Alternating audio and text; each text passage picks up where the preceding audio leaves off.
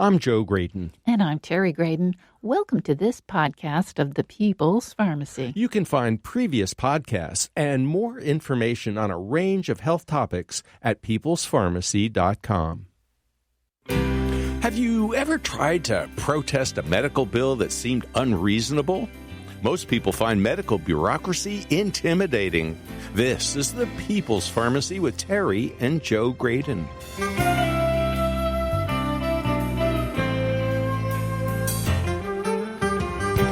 Journalist Marshall Allen has good advice for consumers. But first, a warning.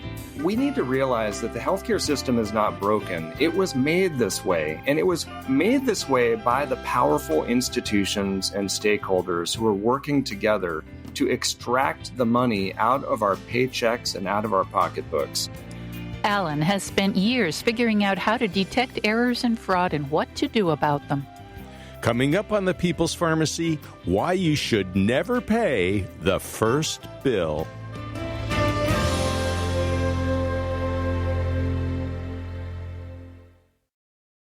In the People's Pharmacy health headlines, the COVID pandemic might fuel a later epidemic of dementia, according to a study from Argentina.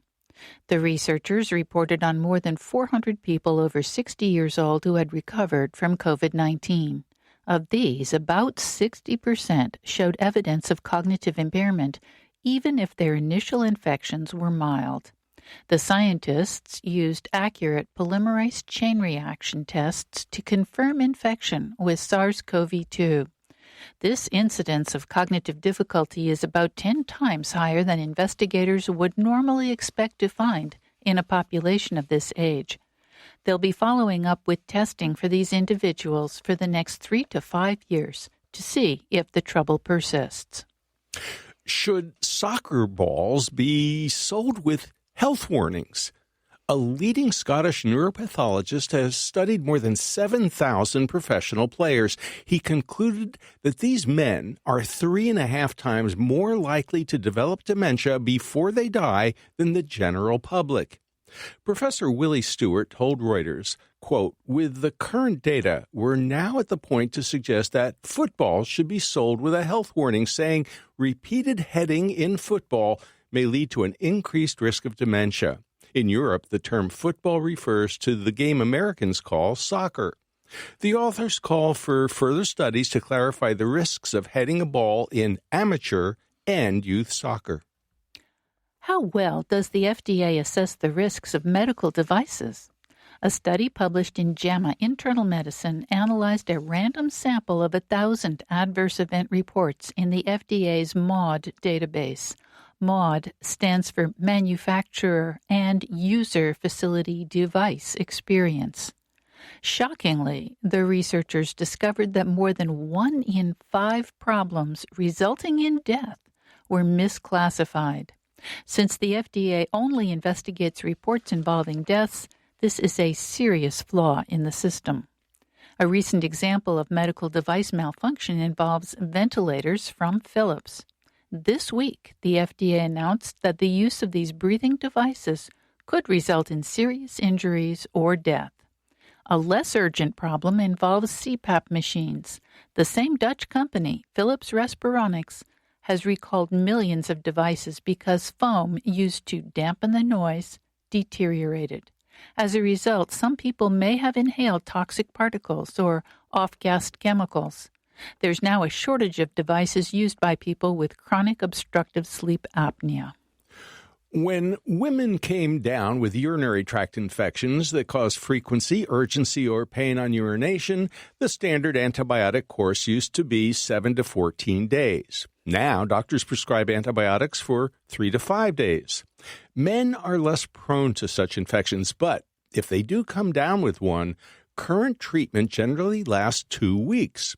A new study from 2 Veterans Affairs hospitals compared a 7-day course of antibiotics to the standard 14-day course. The investigators found that the shorter course of antibiotics worked just as well, at least in men who were not running a fever.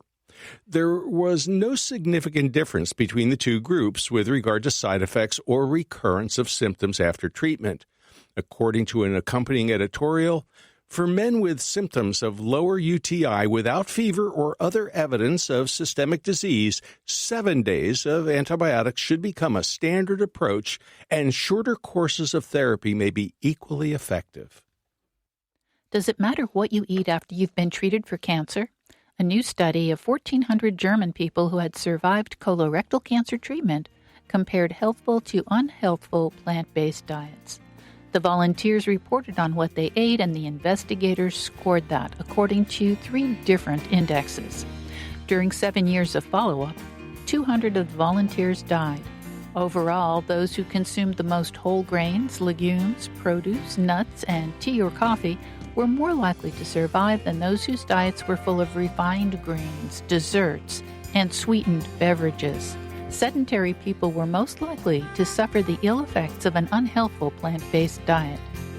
And that's the health news from the People's Pharmacy this week.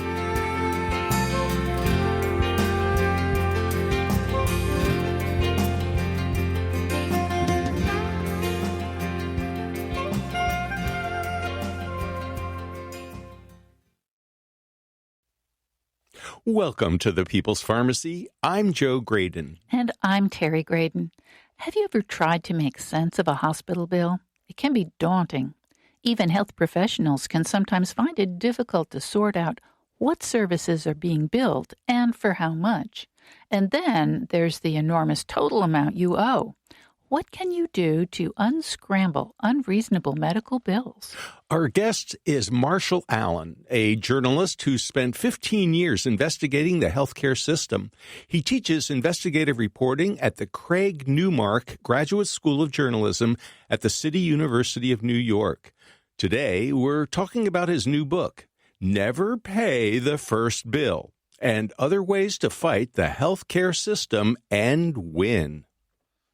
Welcome to the People's Pharmacy, Marshall Allen. Thank you. I'm thrilled to be here. Marshall, you're an investigative journalist. You've been reporting on healthcare in the United States for years. But something interesting happened on the way to publishing this book. As you were writing it, your own parents were faced with some challenges, some pretty serious health problems. Could you please tell us what happened and why you've included them in your book? I'd be happy to. I mean, it's a sad irony when you're writing a book about the abuses in the healthcare system, and then you fall victim to them at the exact same time you're writing the book. I guess it's a sign that you're on the right track, right? In terms of writing a book about how to fight back. But my mom and dad, as they age, my brothers and I are helping to take care of them. And my dad especially has dementia. And so in the fall of 2019, soon after, just probably within weeks of me getting the book deal to write this book, my mom put my dad in an assisted living home. He has dementia. And at that time, it was real mild dementia. So he could really take care of himself for the most part. But my mom just needed that help with the caregiving, I should say. It wasn't long after he had been there when she started noticing a real decline in his dementia. He just was kind of like living in a fog, kind of in a stupor, and it really changed his demeanor. And it wasn't until she checked his pharmacy records about a month later that she saw that he had been put on a drug called tamsulosin, which had never been prescribed to him. And so obviously this was a medication error. And when we looked up the side effects of tamsulosin for dementia patients, it does say that it can cause some cognitive impairment. And so thankfully, my mom caught it. She called the caregivers and they immediately took him off the drug, and he really did bounce back right away. So thankfully, there wasn't any long-term physical harm to that. But in terms of unpacking what happened, I had to call the nurse practitioner and really get an explanation for what happened. And what it was is that the long-term care pharmacy had somehow sent a refill request to the nurse practitioner, and she had just automatically filled it without looking at his medical records to see that he wasn't even ever prescribed that drug. So she admitted that she made a mistake, which I appreciated. She was very apologetic. And again, thankfully, my dad bounced back, but that was one problem we had to unpack.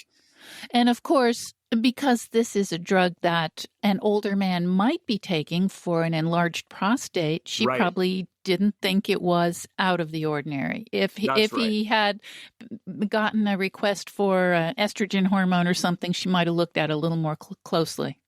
That's right. And she did take responsibility for it, which I really appreciated, because her doctor group that she was a part of, they didn't take responsibility for it. I actually intervened because they sent a letter to my mom about this incident that occurred, right? They are always hesitant to admit an error because they don't want to assume any liability for it, right? But as the patient or the family of the patient, you just want them to know that, look, a mistake was made and it needs to be corrected, and there needs to be a root cause analysis of this problem to find out what happened so that it doesn't happen again. And it wasn't until I finally looked up the number of this nurse practitioner and called her myself. She was extremely apologetic, but the administrator for her provider group was not at all apologetic or did not assume any responsibility at all. But thankfully she did. And so we were satisfied with her response, although they never did find out how that error occurred to begin with. And we asked them and pressed them to do that. They never did follow up and find out why the long-term pharmacy sent that refill request. But then a second error came on the financial side. They sent a bill to my mom because they said that my dad had had an examination when he was admitted to the assisted living facility. And the problem there is that my mom has power of attorney for my dad because of his dementia. She makes all medical decisions. And she said when he was admitted that he should not have any routine medical care at all provided by the assisted living facility, because she was going to pick him up and take him to the doctor that he had an established relationship with. Well, so my mom gets this call and they say, we need your husband's Medicare information so that we can bill Medicare for this exam. And my mom was like, what exam? I mean, how can you do an examination of a dementia patient without talking to his caregiver anyway, right? And thus began the battle between me, the author of Never Pay the First Bill, and the physician group over this bogus medical bill, because they did this examination without my mom's consent. And that one required more of a battle because they just wouldn't back down. You know, they would not accept the fact that this was done without my mom's consent and that it shouldn't have been done at all. They just said, if you don't give us the Medicare information, we're going to send her the bill. And that's certainly what they did. And then they threatened even to send her to collections if she didn't pay that bill. They sent repeated bills, which caused my mom a ton of stress. And so that was something I had to press them on. I had to get the medical records and show them the consent forms. I had to show that there was it was really a communication problem between the physician group that provided services to the assisted living facility and the administrators at the assisted living facility. They had a miscommunication. And so I understand that the miscommunication occurred. We just didn't feel like my family should be the one to pay for it. And so eventually it took a little persistence and pressing, but eventually they finally waived that bill, which was about $400.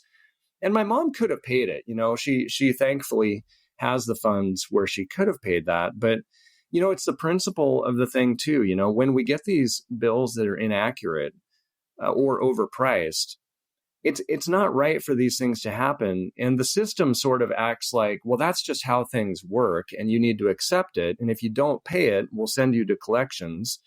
And that's really not a fair thing to do in terms of the way to treat patients. And so in my book, I'm really trying to show people, here are the practical steps you can take when you get billed to analyze the bill, to make sure it's accurate, to make sure it's fairly priced, and to contest it if you need to. Well, now let's stop right there, Marshall, because I think most people are intimidated by medical professionals, and that includes doctors and nurses and everybody else in between. And they are also intimidated by the bureaucracy. They don't realize or even think that they can fight back. So maybe we can run through, because we only have a couple minutes before the break, your 5 hidden reasons we should fight back. Well, it is intimidating. And let me start off, too, by saying that it's really not fair that we are put in this position as patients. It really just isn't. We're in a vulnerable position whenever we undergo healthcare. We're physically in a vulnerable situation. And so a lot of people just can't fight back. And I understand that. And I honestly think that's all the more reason why those of us who can fight back should fight back. So when I look at the 5 reasons people should fight back, it starts with the fact that we are the ones paying every dollar for healthcare. It's not health insurance companies that pay the bills. It's not the government that pays the bills. It is the Americans, especially working Americans, are by far paying the highest cost. And so once we realize that we are the ones paying, it does give us more motivation to actually push back and demand a fair price and demand a fair deal. So the number one reason to fight back is that we're the ones paying for healthcare. Other reasons why we need to fight back. If you've ever had the experience of fighting one of these things, even when it's a complete error or something that shouldn't have happened, you realize quickly that they don't treat us like the paying customers. So even though we are the ones paying the bills, we're not treated like the paying customers. And that's because the system is more loyal to one another. The big stakeholders, the hospitals, are loyal to the insurance companies. The insurance companies are loyal to the hospitals and the doctors. So even if we get hit by a bill that's not fair, we're going to find that the insurance company is going to side with the hospital or the doctor, or the insurance company might have a deal with the pharmacy benefit managers to charge us more than they should for the drugs that we need. And this brings me to reason 3. I really think when you look at it, I hate to say this, but the business of medicine is exploiting our sickness for profit. And again, it's not the caregivers, it's not the clinicians on the front lines. They're the ones that are caring for us. It's the business side of the industry that has created a lot of deceptive profiteering schemes to take advantage of the fact that we're sick and that we really will pay any price to get healed. The 4th reason I look at, and I spent an entire year looking into this one, the amount of wasted healthcare spending is just absolutely outrageous. The studies show that maybe as much as 25% of all healthcare spending is wasted. And so we're talking about maybe $1 trillion being wasted every year. And that's wasted on things like unnecessary care, administrative bloat, the complicated way that claims are processed. I mean, we are squandering hundreds of billions of dollars a year. If we could eliminate that, we would save so much money on healthcare. We wouldn't have a problem with uninsured or anything else. Marshall, hold that thought. We're going to get to the last reason, the hidden reason we should fight back, right after the break. You are listening to Marshall Allen, journalist and author of Never Pay the First Bill and Other Ways to Fight the Healthcare System and Win. Until recently, he was with ProPublica.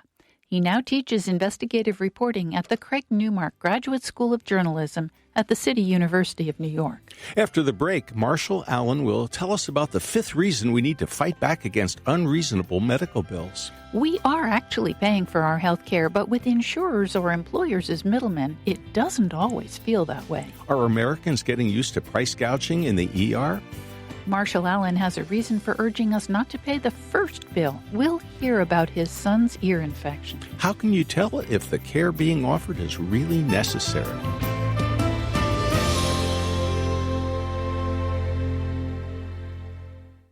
You're listening to The People's Pharmacy with Joe and Terry Graydon.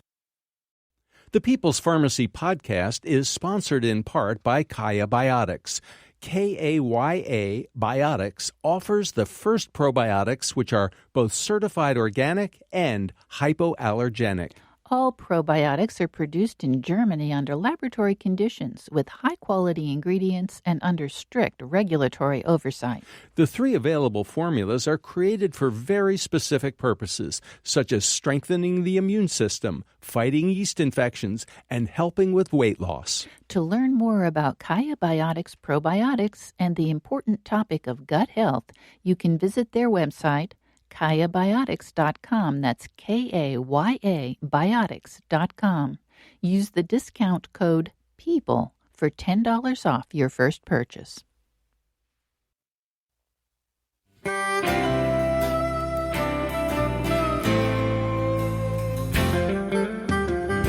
Welcome back to the People's Pharmacy. I'm Terry Graydon. And I'm Joe Graydon. The People's Pharmacy is brought to you in part by Kaya Biotics, organic probiotic products made in Germany.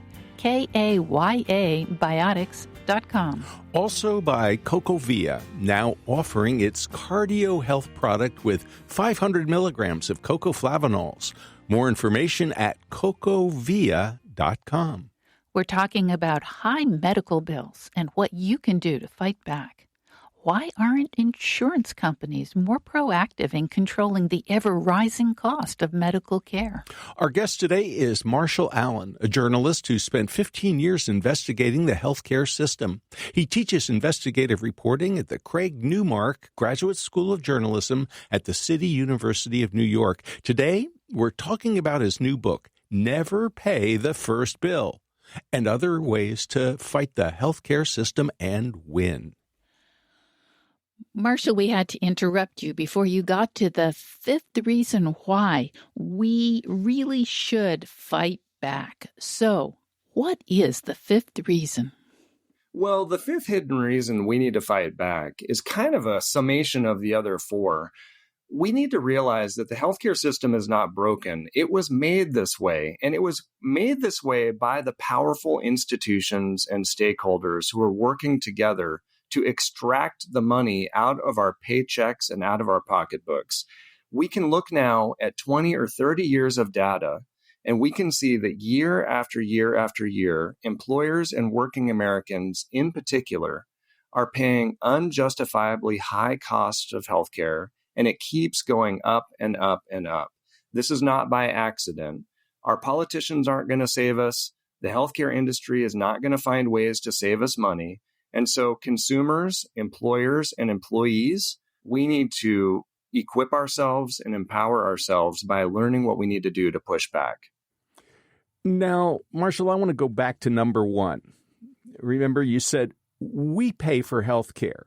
Right. Even when we have insurance, even when we're on Medicare, even when we think, our employer's taking care of us, we pay for healthcare. And I think a lot of people forget that because they may not see the bill or they may not understand the bill. And they may think, well, hey, somebody else is paying for my prescription medicines. Somebody else is paying for that MRI. Why should I care? Right. Well, it feels that way, right? Because if you don't see the actual money coming out of your pocket or bank account, it feels like it's being covered by someone else.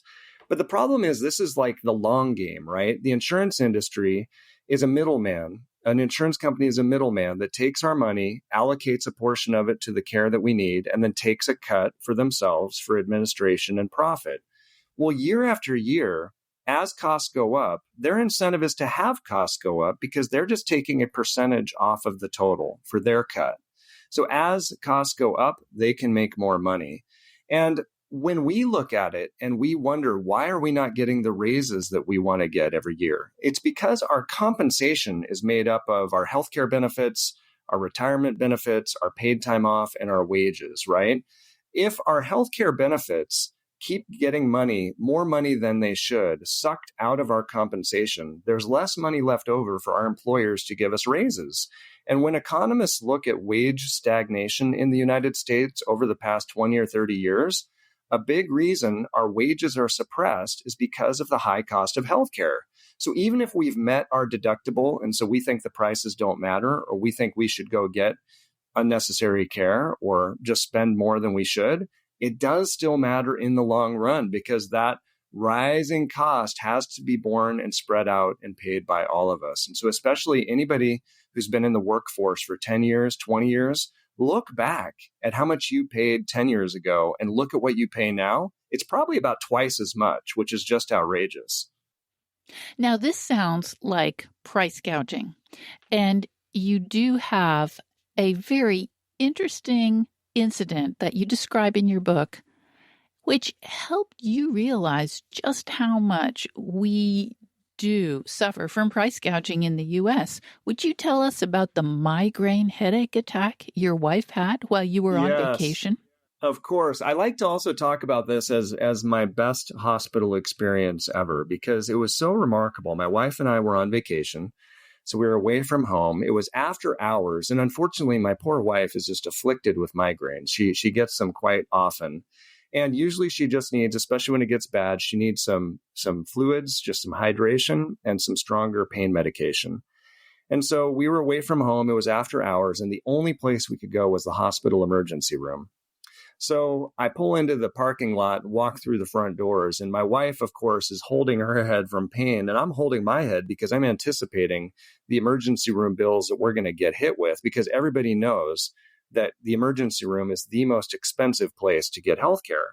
Well, we walk up to the front desk, and to my surprise, the guy just says, before I'm even talking, he's printing up an invoice, and it was an invoice for $20 to pay for the examination for my wife. I could not believe it. Of course, I happily paid the $20 right away.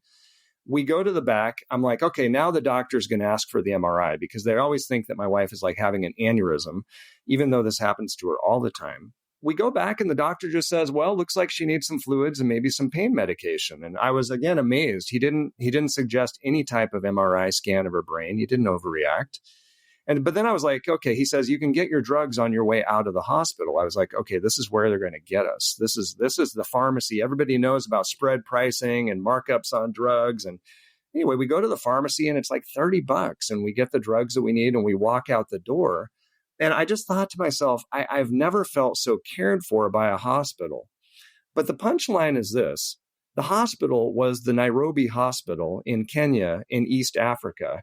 And so this was not an American hospital. This was our experience overseas. And this was our experience actually in the developing world.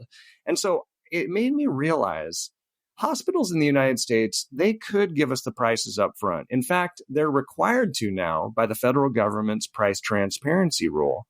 Starting January 1st of this last year, hospitals are required to provide prices to patients in a spreadsheet on their website. And about half of them are complying, which is good, but about half of them are not complying. But now it is our right as patients to get this information. And what it showed me is, Kenya, which is a country we love. My wife and I actually were in full-time ministry before I was in journalism. And we lived in Kenya for 3 years. So I have a great love for Kenya. We were back there on a trip with our kids. But Kenya has potholes in the roads. The drinking water needs to be filtered because it's not clean. They have a limited amount of electricity.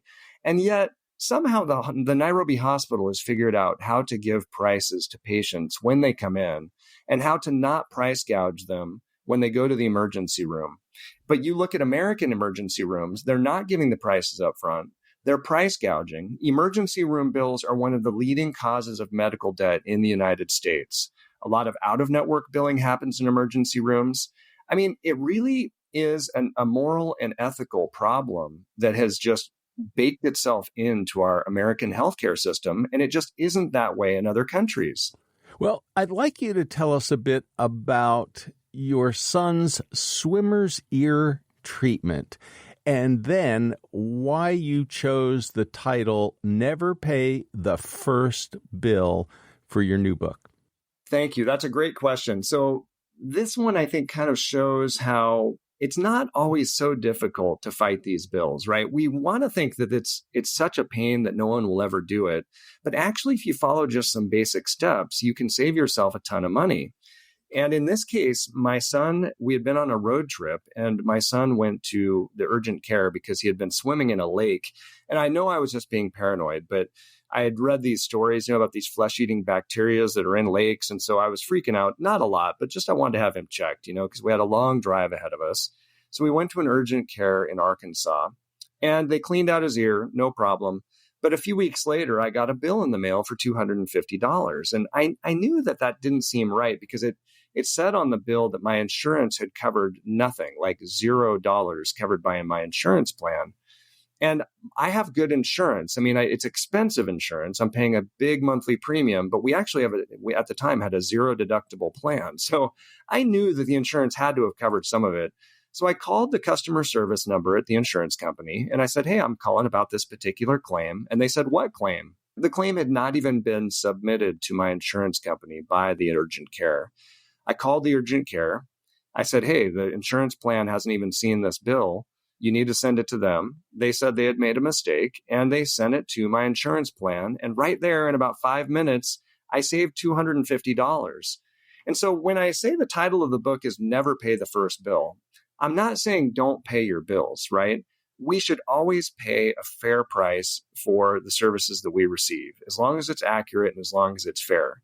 But never pay the first bill until you have checked and made sure that it's a fair and accurate bill. And one of those steps that you need to take if you have insurance is you want to make sure that that plan has been accurately adjudicated by your insurance plan according to the policies of your plan.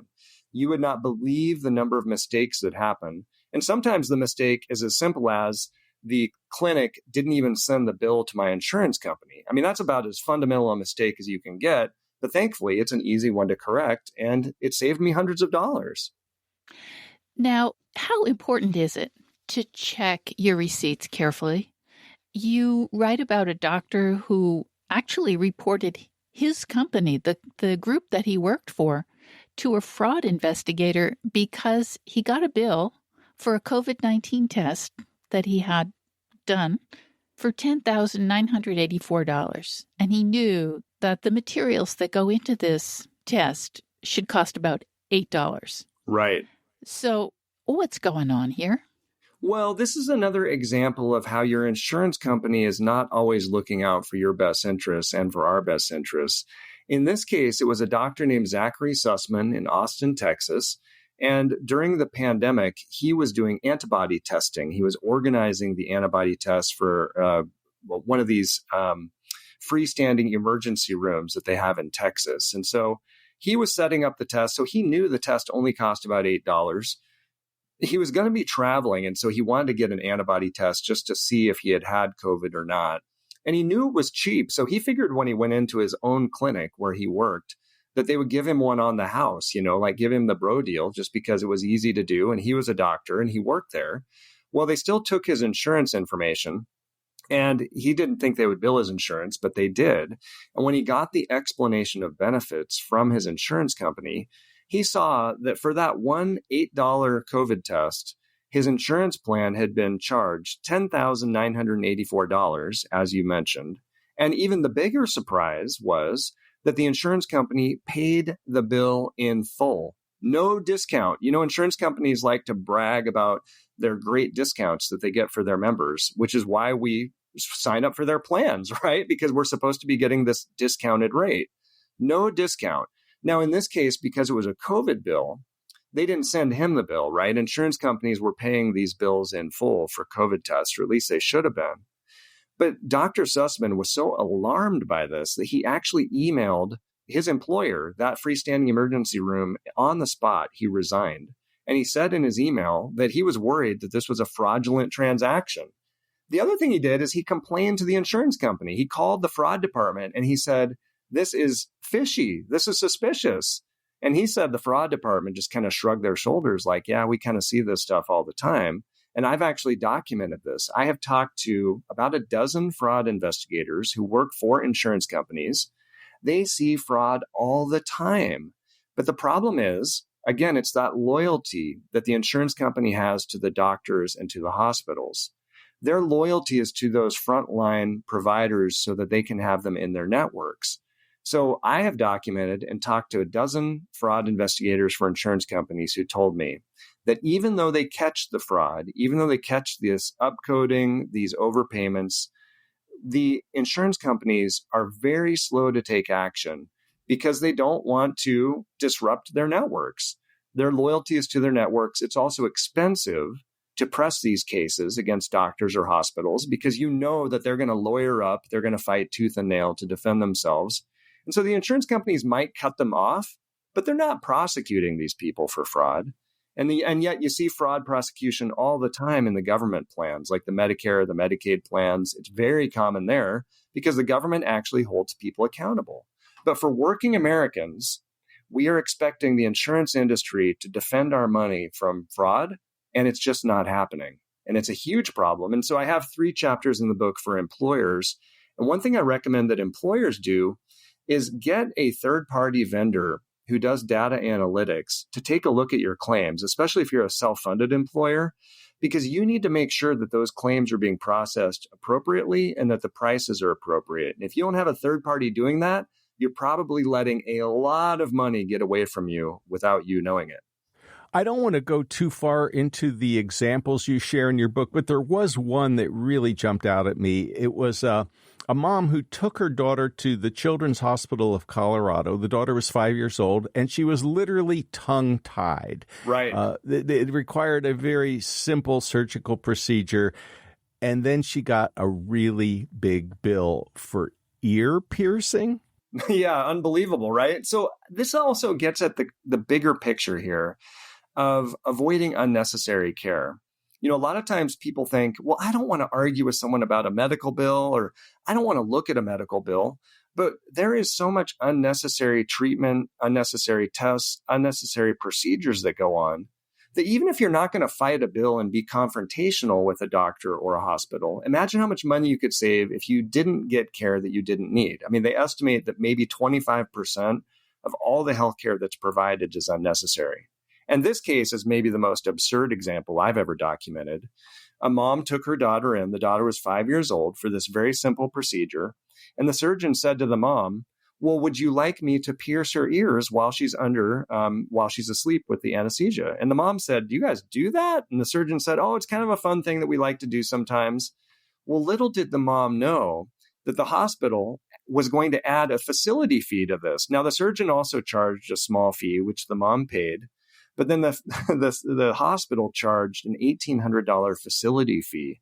So suddenly an ear piercing that you could get done for free down at the mall with the purchase of a pair of earrings cost the mom $1,800. And it really wasn't until I wrote a story about this for ProPublica that the hospital waived that bill. Just how common is it to have unnecessary care? I think it's incredibly common. I think it happens every day. You can look at the Choosing Wisely campaign. This is something done by the American Board of Internal Medicine. It's a campaign they created to try and help people ask questions to avoid unnecessary care. And I think the most important question to ask, so let's say you go to the hospital or the doctor or your nurse practitioner or your whoever, and they're recommending a test or a drug or a procedure, but it's kind of in that category of discretionary. You know, maybe they could do it, maybe not. Ask the question, what happens if we wait? What's the worst thing that will happen if we don't do the procedure right now? And when you ask that question, it kind of reframes the conversation. It's not saying don't get care that you absolutely need, but it helps the doctor or your provider tell you what's the risk if we watch and wait. And sometimes that's a better decision than moving forward with treatment. You're listening to Marshall Allen, journalist and author of Never Pay the First Bill and Other Ways to Fight the Healthcare System and Win. Until recently, he was with ProPublica. He now teaches investigative reporting at the Craig Newmark Graduate School of Journalism at the City University of New York. After the break, you'll learn about some questions that really get to the heart of the matter. Will this treatment work? What should you ask before agreeing to a medical test? There's not much point in testing if it won't change the treatment. Marshall Allen also offers tips on fighting back against medical debt collection.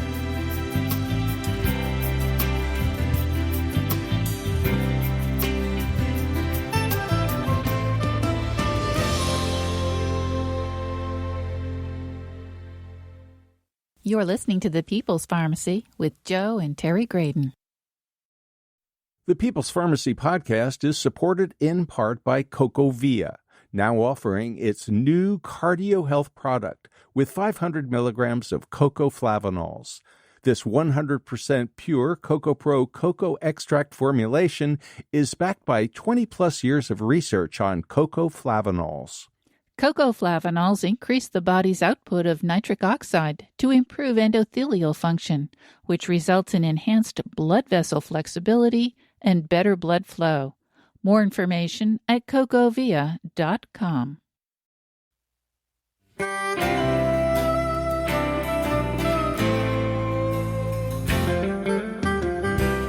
Welcome back to the People's Pharmacy. I'm Joe Graydon. And I'm Terry Graydon.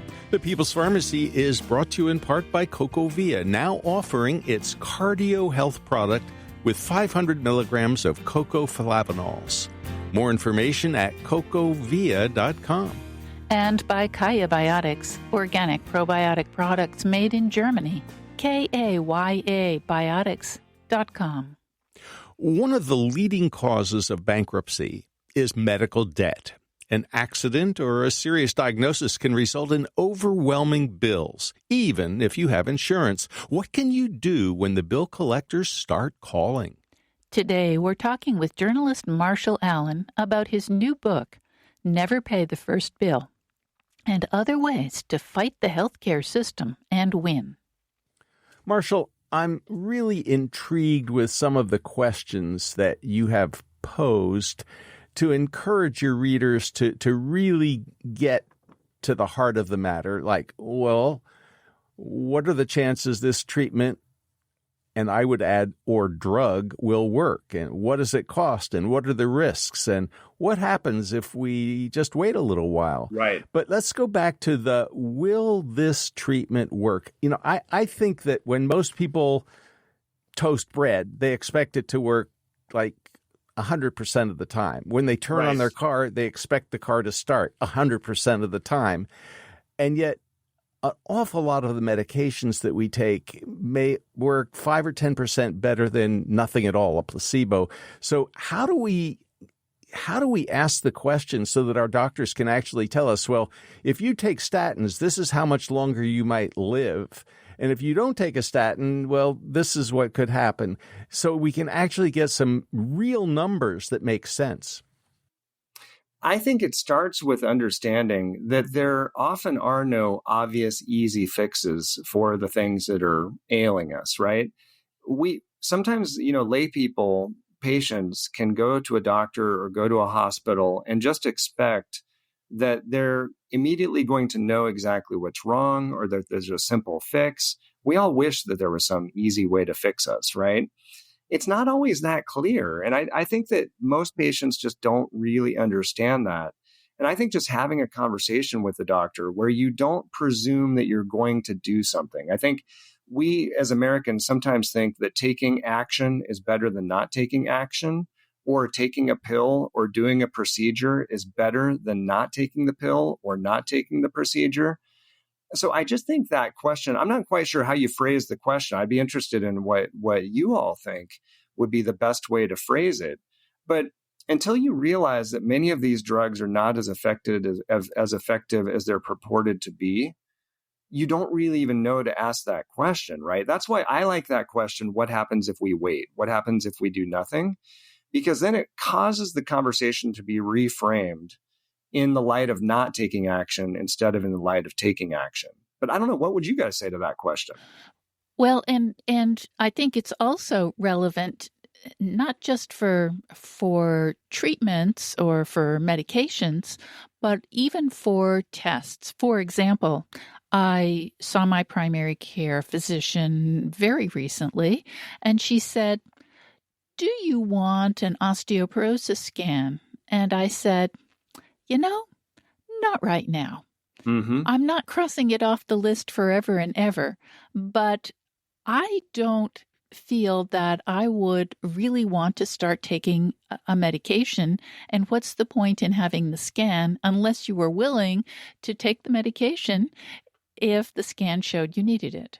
So I turned it down, and she was fine with that. Yeah, a maybe more controversial one is mammograms. My wife is in a low risk category for needing mammogram screening. And yet her doctor recommends a mammogram every time that she sees her. And I recommend people look up the U.S. Preventive Services Task Force. That's an independent group of experts. They're funded, their research and their work is funded by our taxpayer dollars, but they're not taking any money from the industry. They're looking at the best research we have about who benefits most from preventive screening, like mammograms or prostate exams or other types of preventive screening. And my wife, being in her 40s, would fall under the category of a mammogram not being recommended by the U.S. Preventive Services Task Force. Now, other types of specialty groups, like, say, the American College of Radiology, would recommend that younger women get mammograms.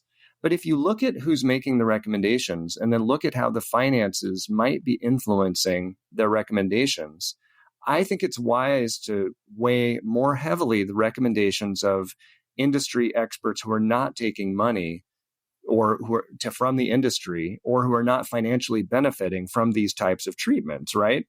But this is a controversial one. My wife, when she declines that mammogram, she gets the stink eye sometimes from her doctor. Her doctor will apply pressure to her saying, well, a lot of doctor groups recommend that you get a mammogram every year, even if you're in your 40s. And so it is controversial sometimes. I think it's always up to the patient, right? The patient needs to give consent, but we as patients need to take ownership, and we need to recognize that, first of all, not everything is always necessary, and you are going to be paying for it. So don't forget that you are going to have a financial cost. Like whenever I go to my dentist, they're telling me that we need to get x-rays for me and my kids almost every time. Well, I asked my dentist, are my teeth shifting that much? Is something dramatically changing so much that I have to do the x-rays? I think it's every year they try and give me the x-rays. And they said, well, not really. It's just something we like to check. Well, it's something that costs my insurance plan and me out of pocket every time they do it. So I've switched that to doing it every other year. Well, I'd like to ask you a question about this idea of what I call the benefit risk analysis. So that, when a treatment is proposed or when a diagnostic exam is recommended, what are the benefits, what are the risks, and what are the costs? And I think a lot of times people don't think they have the right to ask those kinds of questions. Right.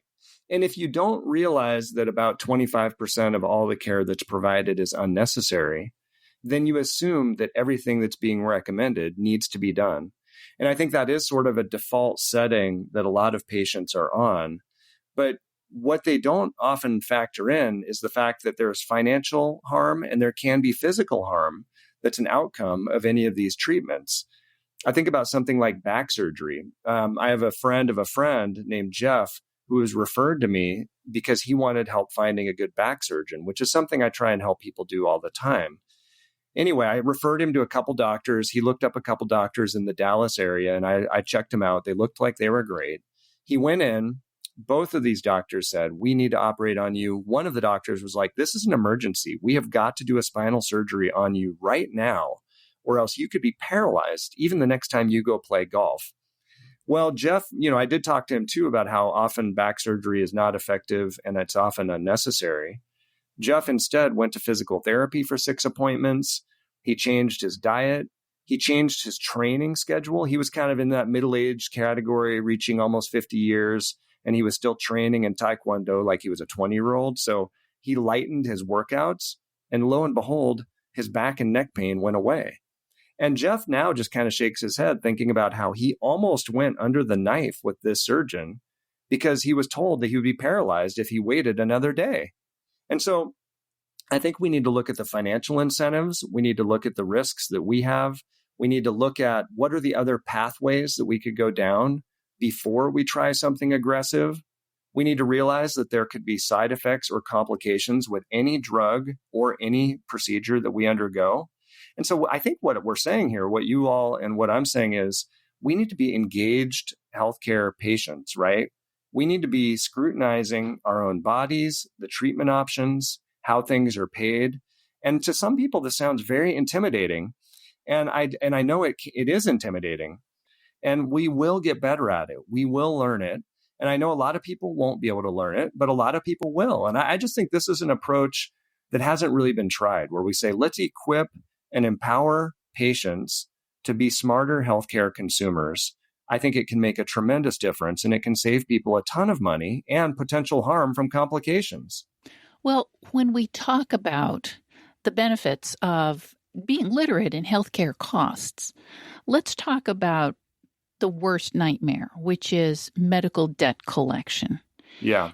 Medical debt is an important cause of personal bankruptcy.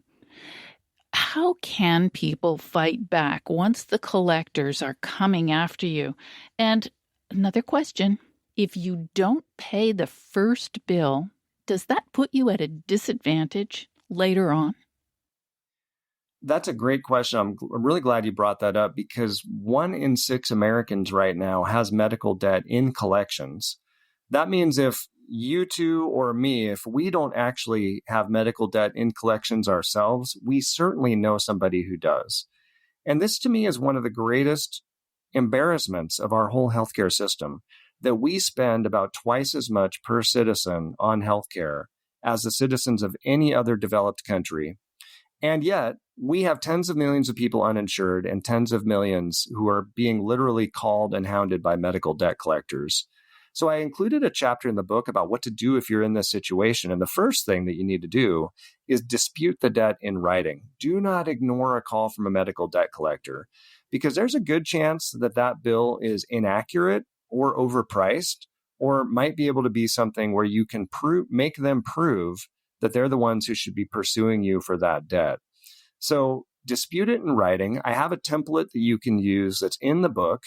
And so you can actually use the letter that I've provided and fill in the blanks, right? Put in your name, put in your account number, and make them justify the fact that they're the ones who should be pursuing you for that debt. Then the next thing that you can do is realize that now if they actually, let's say it's a legitimate debt that you do owe, now if the debt collector is coming after you, you need to know, are they collecting on behalf of the hospital that you owe money, or are they collecting on behalf of a debt buyer? Because there's a whole hidden market for all this medical debt. So a hospital might give up on pursuing you for the payment. Then they sell that debt to a debt buyer.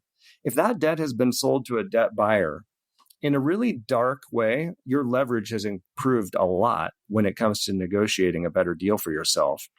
Now, you don't ever want to enter into an agreement that you can't afford to pay.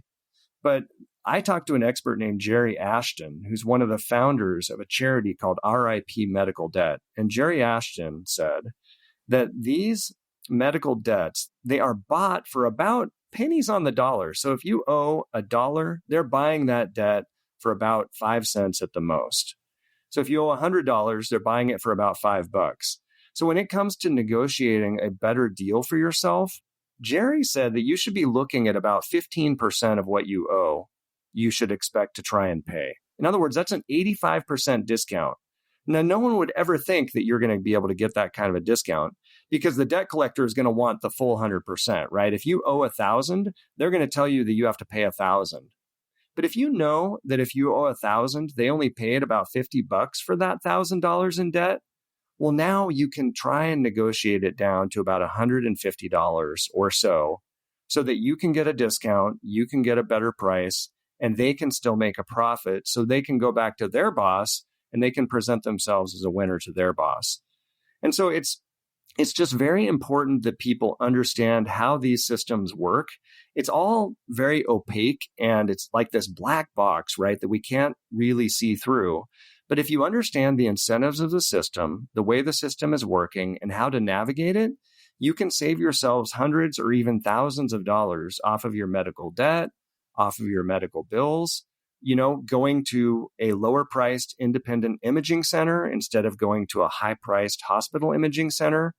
There is so much squandered spending and waste in this system that if we can figure out how to navigate it smarter and how to advocate for ourselves, we can save a lot of money and maybe spare ourselves from that medical debt. Well, one of the things that has always shocked and disappointed me is that if you have insurance, the insurance company will negotiate with the hospital and the doctors and all of the people who are billing to get a pretty good price.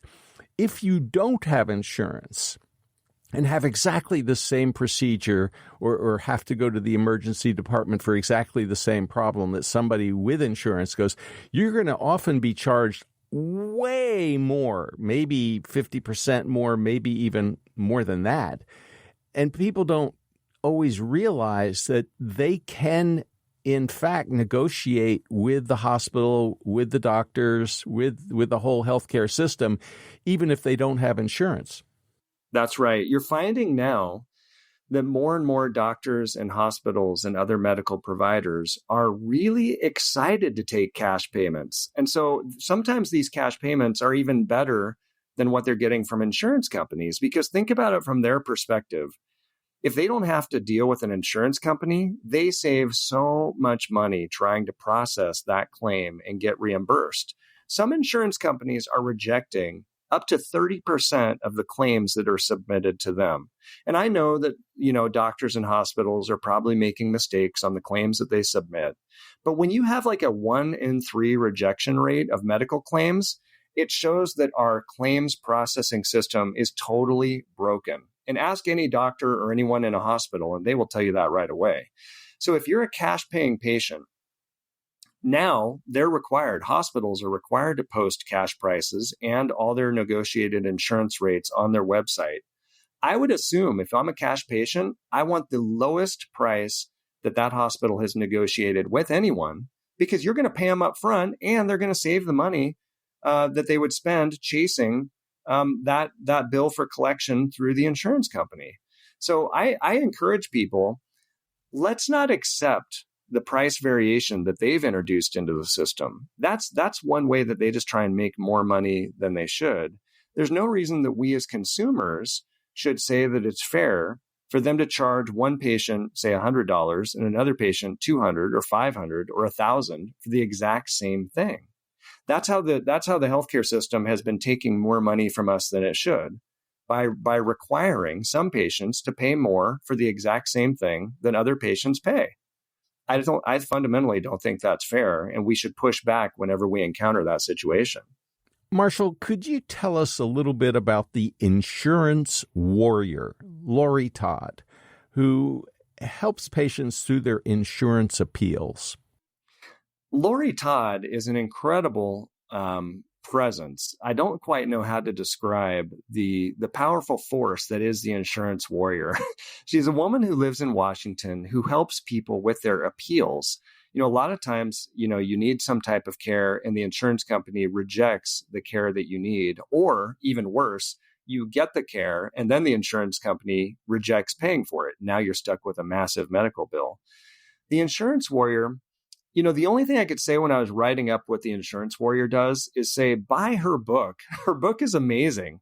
Anyway, the insurance warrior's method is like a mix of like Sun Tzu, the art of war, and a psychology major and a writer, because she writes these detailed, well-researched memos to help patients argue for the insurance company to cover whatever care it is that they need. And the way she does it is it's very research-based.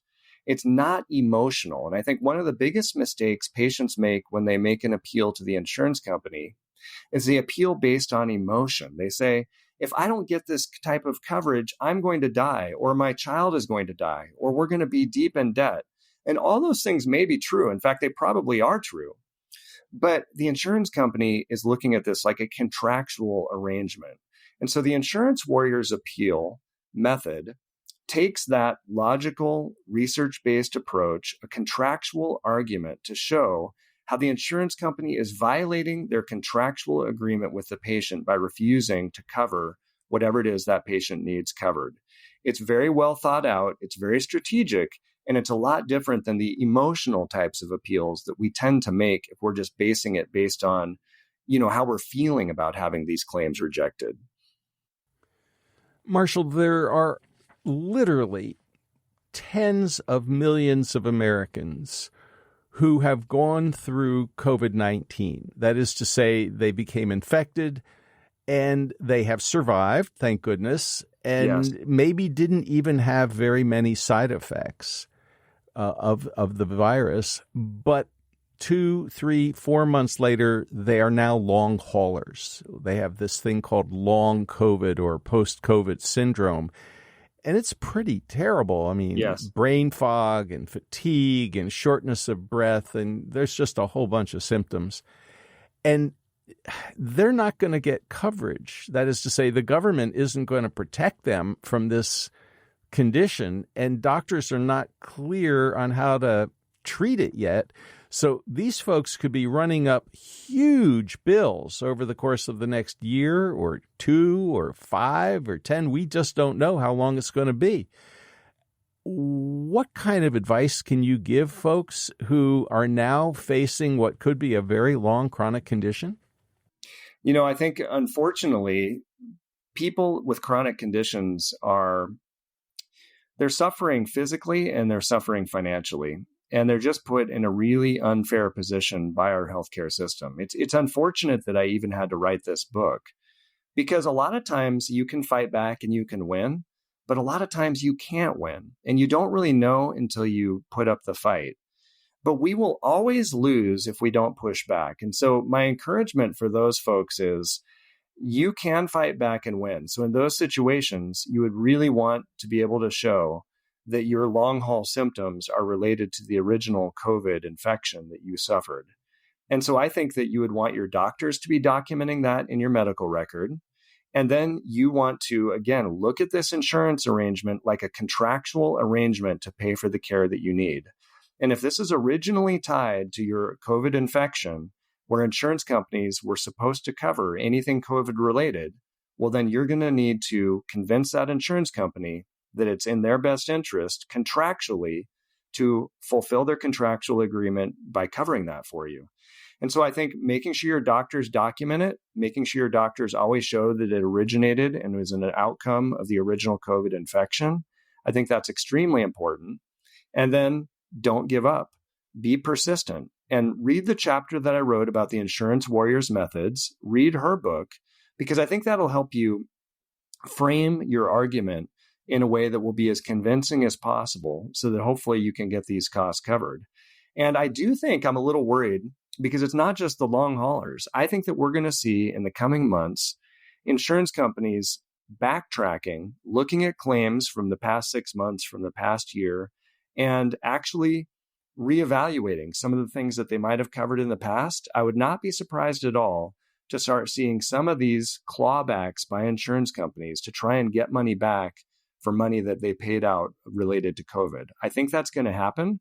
And so I think everybody should be on guard. If you had COVID-related bills, even if they were covered, keep an eye out for any notification from your insurance company that they're challenging that coverage, because you may be in for a fight too. Marshall, one last question. You say our healthcare system is not broken. It's functioning exactly the way it was designed to. Now, a lot of us, maybe even most of us, don't really like the way it works. Is there anything we can do about that? Well, my book is written for people to be equipped and empowered to push back and win. And it is possible for them to do that. And I think that especially if employees and employers could work together to push back against this unfair system, I think that we as consumers, as the paying customers, have a tremendous amount of power to bring about change. And we have not even leveraged any of this power yet. I mean, think about what the healthcare system needs. Number one, they need our money. And employers and employees, we control the money. So if we can identify the hospitals, the doctors, and others who are giving us a fair price, who are complying with the federal government's requirement to post their prices, who are not price gouging us, who are willing to give us a fair deal. If we can get engaged and we can steer our business toward the people who are treating us fairly, well, then that's going to reward them for their good behavior, and it's going to penalize and shun the hospitals and anyone else who's treating us unfairly. And so I think that we have a tremendous amount of power that we have not yet utilized. And my book is really trying to equip people to fight this fight and to push back. And I do think that when we push back, we can win as individuals and as employers and eventually as a country. And so my goal is to arm people and employers to see how the system works, to see how the incentives are really right now aligned against us, and then what we can do about it in a tangible way. And so my book gives an overview. I mean, there's a lot of other things people obviously can do. And right now, I'm even putting together a series of videos for employers to roll out to their employees that'll be short 3 to 5 minute videos that give an overview of all of these tactics and all of these principles about price variation, unnecessary care, price gouging, how to analyze a medical bill, all the things we've talked about in this interview. And I think that once we start equipping employees, there is a tremendous return on investment, right? Equipping people with better healthcare literacy will help them navigate the system so they can save themselves and their families a lot of money. And again, I encourage people to go to my website, marshallallen.com, subscribe to my newsletter, and then that way you can stay up to date if that's something that interests you. Maybe you're an employer, or maybe you're an insurance advisor or broker and want to stay up to date on that. Marshall Allen, thank you so much for talking with us today and for writing Never Pay the First Bill. It is my pleasure. I just want to encourage people, if they've had victories in this space where they've saved money and they can share tips with others, to please go to my website, marshallallen.com. People can subscribe to my newsletter. And also, please share your victory stories with me. I'm going to be documenting those, doing interviews with people who have had victories. And I want to share this message more and more so we can really build a movement and help one another push back against this unfair system. You've been listening to Marshall Allen. He teaches investigative reporting at the Craig Newmark Graduate School of Journalism at the City University of New York. Today, we've been talking about his new book, Never Pay the First Bill, and other ways to fight the healthcare system and win. Lynn Siegel produced today's show. Al Wodarski engineered. Dave Graydon edits our interviews. B.J. Liederman composed our theme music. This show is a co-production of North Carolina Public Radio, WUNC, with the People's Pharmacy. The People's Pharmacy is brought to you in part by Kaya Biotics, organic probiotic products made in Germany. KAYA Biotics.com. Today's show is 1267. You can find the podcast on our website, peoplespharmacy.com. You can subscribe to our podcast through your favorite podcast provider. We post the show on our website on Monday morning. At our website, you can sign up for our free online newsletter to get the latest news about COVID-19 and other important health stories. In Durham, North Carolina, I'm Joe Graydon. And I'm Terry Graydon. Thank you for listening. Please join us again next week.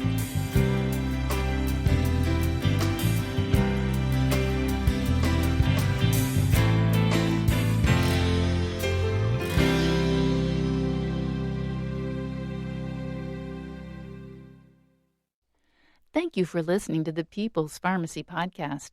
It's an honor and a pleasure to bring you our award-winning program week in and week out. But producing and distributing this show as a free podcast takes time and costs money. If you like what we do and you'd like to help us continue to produce high-quality, independent healthcare journalism, please consider chipping in.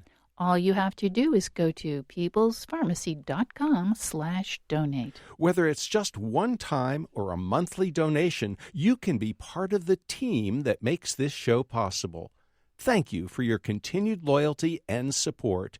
We couldn't make our show without you.